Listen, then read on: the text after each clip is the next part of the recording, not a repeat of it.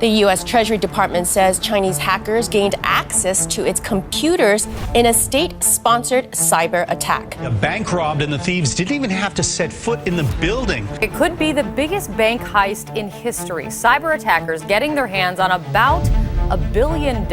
Tens of thousands of patients had names, dates of birth, and private information published on the dark web. It's now becoming clear that this malicious software has run riot around the world. Most companies have the same vulnerability. Look, this is a massive threat and people need to know the scale of it. As a nation, we're probably not doing enough at the moment. We need to do a lot more. And of course, all our data is wrapped up on the internet. This is not some different thing about companies that we shop in. It's about all of us. All of us hand our data over. If a major bank was hit by a large-scale cyber attack and it couldn't be fixed for weeks, what would happen? Well, things would turn very bad very fast. Imagine tens of millions of workers not receiving their paycheck. Then imagine those workers not being able to pay rent or their mortgage payment. How would they even buy food at the store for their children?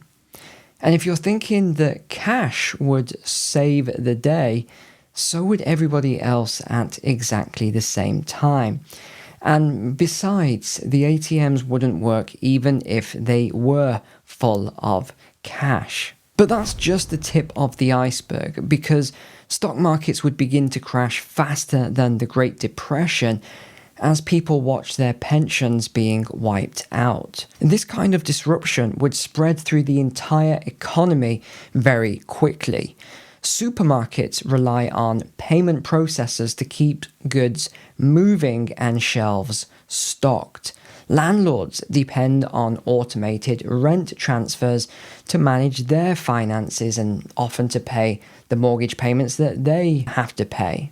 Hospitals can't function without real-life insurance and transaction approvals. And everything from fuel supplies to school payrolls depend on the constant invisible flow of these digital transactions. Even if this flow stops for mere minutes, we would instantly start to see a ripple right across the economy, or, as we'll get into later, economies. Our entire financial system depends on one fragile idea: trust. The moment that trust is broken, everything starts to crack. I've been warning about this for years, and in some places, it's already begun. Because there have been enormous cyber attacks across the world recently, and it's only getting worse. These cyber attacks are getting more frequent.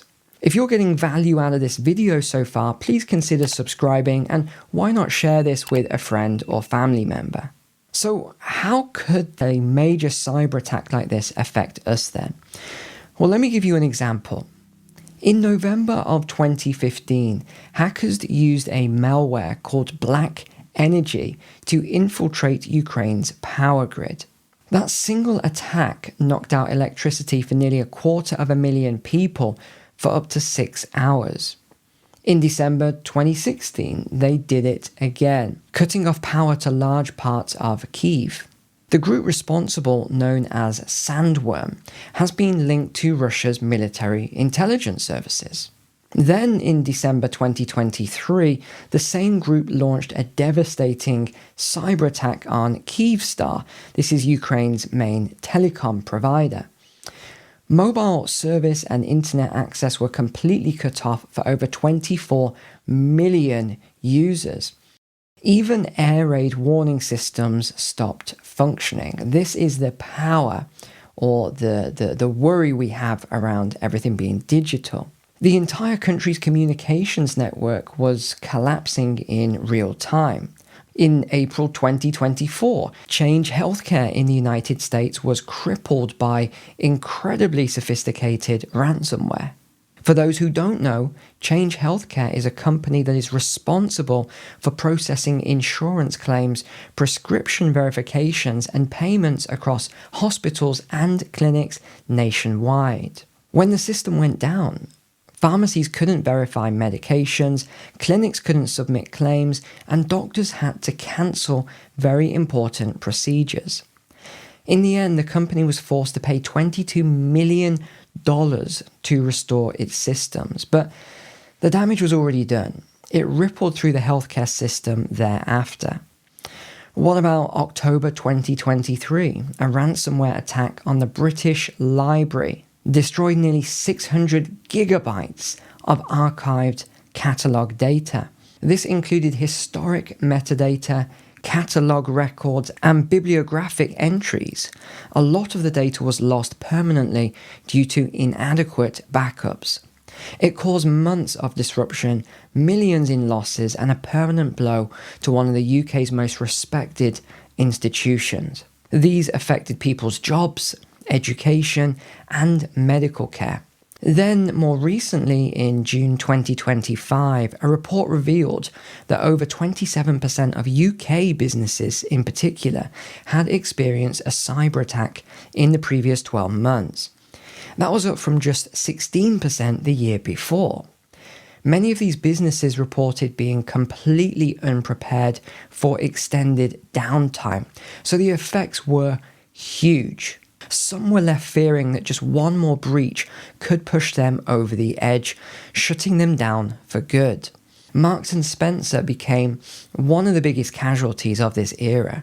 A cyber attack took down its online store for nearly 2 months.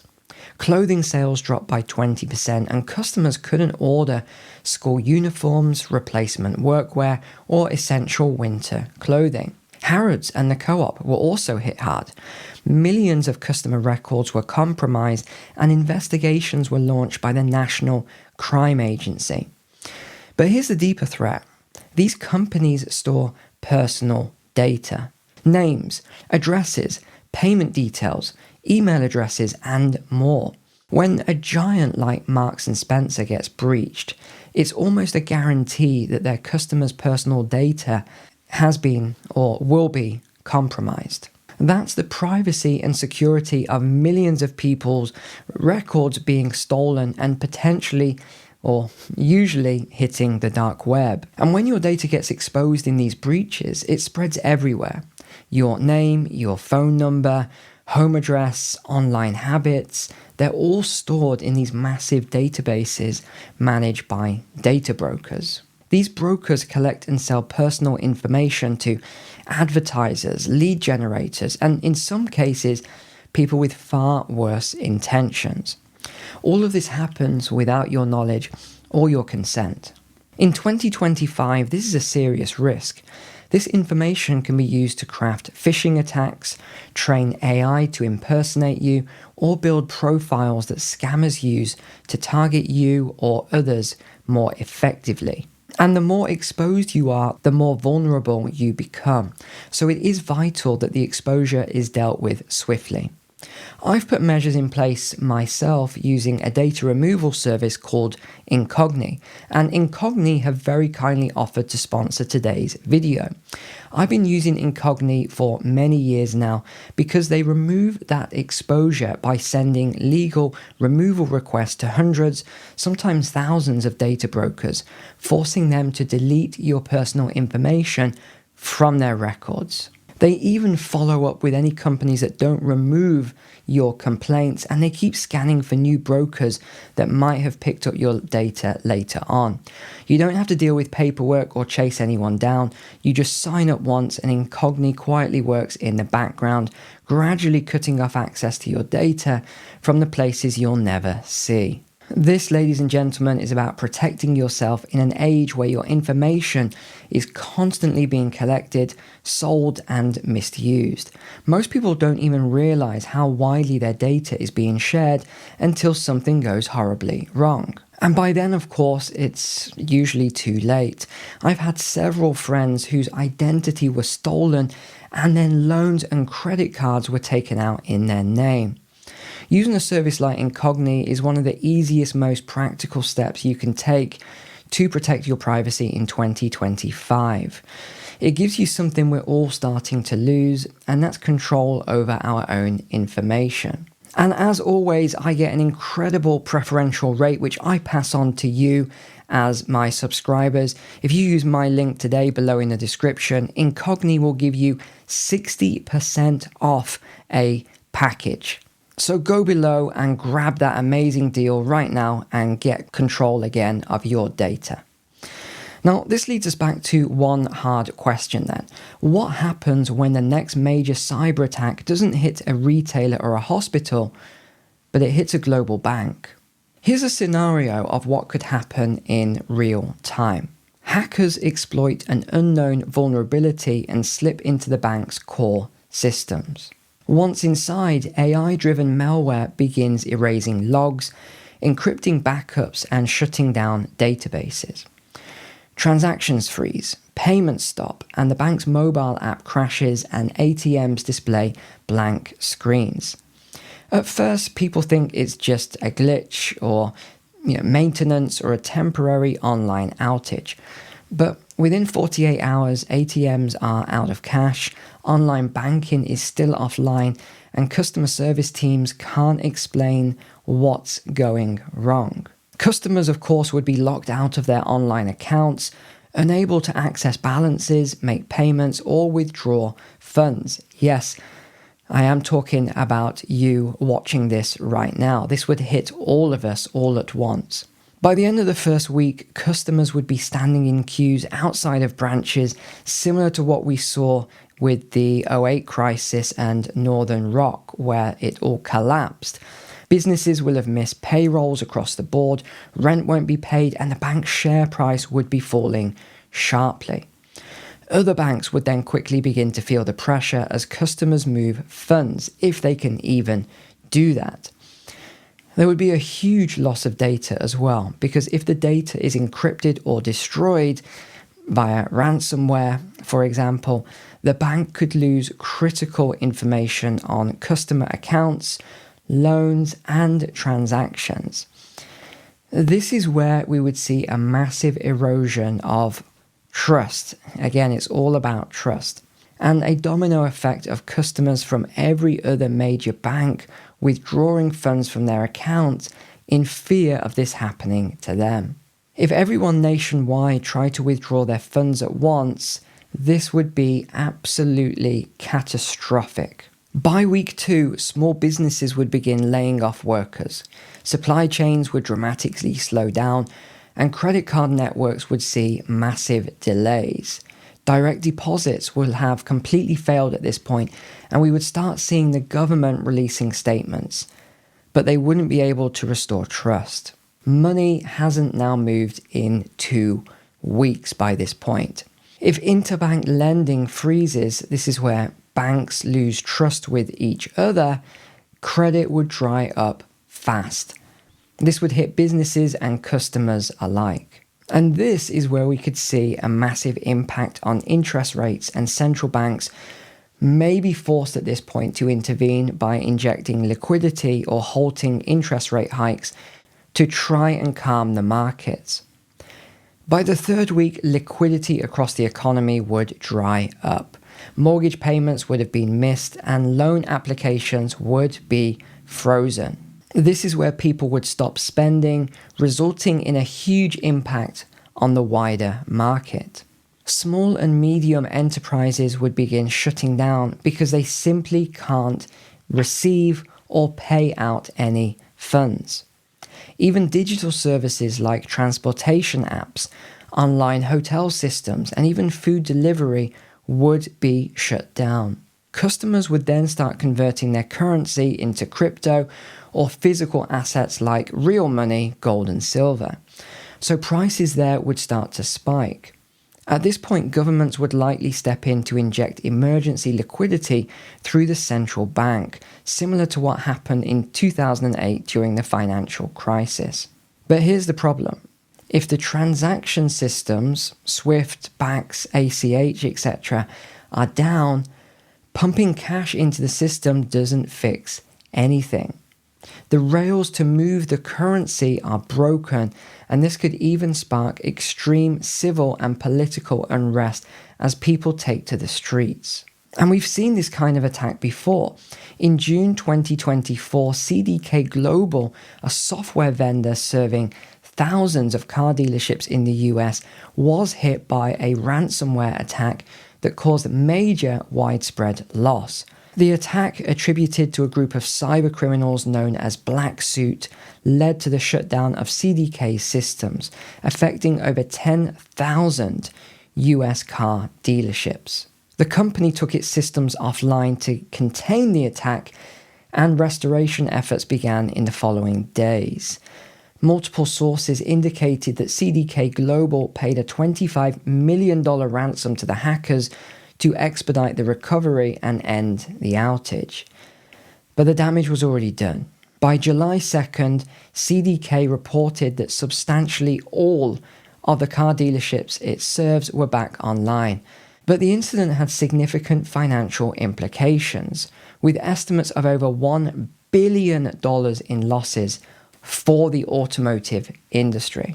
We saw a similar attack in 2015. TalkTalk, a British telecommunications company, experienced a massive cyber attack when data from approximately 160,000 customers was compromised. The breach involved personal and banking details, including names, addresses, date of birth, phone numbers, email addresses, account information, and bank account details, as well as credit card numbers. This attack was carried out using SQL injection, a technique that exploits vulnerabilities in a website's database. The financial losses for TalkTalk were catastrophic. The direct and indirect costs of the attack were estimated at £77 million. Additionally, the company faced a £400,000 fine from the ICO, which is the Information Commissioner's Office, for its negligence in securing customer data. The cyber attack also led to the loss of over 100,000 customers. The company also incurred a trading impact of £15 million and additional exceptional costs of £40 million to £45 million during the third quarter of 2015. So, ladies and gentlemen, these attacks do exist, and through modern hacking tools, they are only going to get stronger and smarter. The bottom line is that a prolonged cyber attack on a major bank would be a national security crisis and a potentially systemic economic event, even going global. The longer the disruption lasts, the more it undermines the trust-based foundation of the modern financial system. And one of the greatest hacking tools of 2025 is AI. Tools like AI-enhanced fuzzers can scan and probe systems over 1,000 times faster than any human. AI can spot patterns in poorly written code, misconfigurations, or outdated software in an instant. Some systems can now autonomously find 0 days, a previously unknown vulnerability in code without any human input. What once took days or weeks, AI can now do in minutes or even seconds. It can now chain together multiple exploits and tools to launch, escalate, and hide an attack without even needing a hacker behind the keyboard. AI-powered malware can learn the environment it's in, adapt its behavior, and avoid detection in real time. A sophisticated attack that once took a team of hackers weeks can now be deployed autonomously in minutes. Back in 2024, researchers found that Blackbyte ransomware variants were only stopped by 17% of standard cybersecurity tools. That means that more than 80% of systems were vulnerable. Despite huge investments in cybersecurity, bank leaders in 2025 admitted they are under constant attack. Many are relying on aging infrastructure, outdated authentication systems, and a complex web of vendors and software dependencies. The geopolitical angle makes all of this worse. If the attack came from a state-backed group, it could lead to sanctions, diplomatic retaliation, or worse. The International Criminal Court is now investigating cyber attacks on civilian infrastructure as possible war crimes, and digital attacks are being treated with the same gravity as kinetic strikes. But there are always ways to prepare.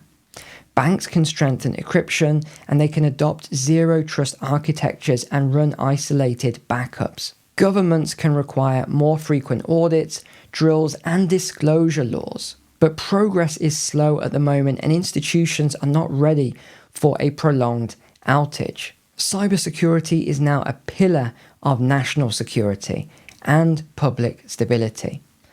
Our banks, hospitals, and energy grids are all at risk, and until those systems are strengthened, the digital tools we rely on every day will remain just one bad update away from total failure.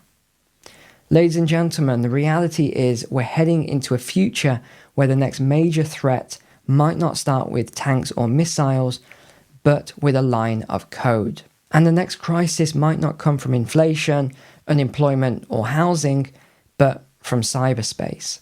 Yet there is some good news here. Awareness is the first layer of protection.